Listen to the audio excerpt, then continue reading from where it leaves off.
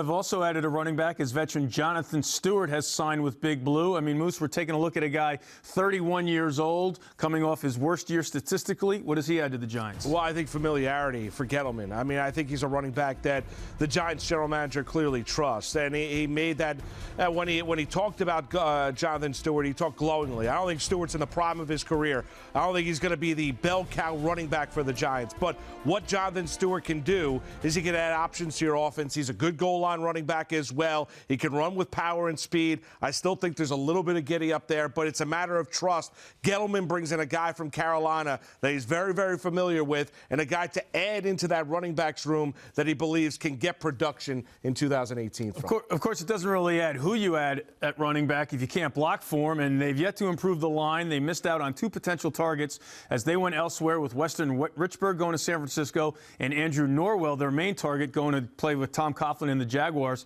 Sal, how big a whiff is this for Dave Gettleman? Yeah, not getting Norwell is a big whiff. I mean, everybody, you could sit there and say, oh, I want the hog mollies up front. I'm going to rebuild the offensive line. But in reality, this is a problem that Jerry Reese failed to address year after year after year, whether it's missing through the draft or not addressing it via free agency. You can't come in and all of a sudden rebuild an offensive line, an entire offensive line in 1 year. Now, Norwell would have been a huge step in that direction, but he goes to the Jaguars, and now Gettleman has a lot more work to do, whether it's bringing back Justin Pugh. They have a bunch of other holes along that offensive line. So this is a problem that, regardless, as you said, Eamon, Jonathan Stewart is in his prime or not, it doesn't matter. They need to build the offensive line. That is priority number one, and it got a lot harder with the guys off the board.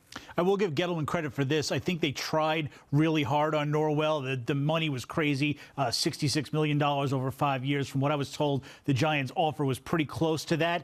Now the key is, what does Dave Gettleman do next? There are a lot of guys out there that are lesser free agents, less expensive, not quite as talented. Dave Gettleman believes you can find under-the-radar guys and build an offensive line, so we got to trust him at this point to try and do that.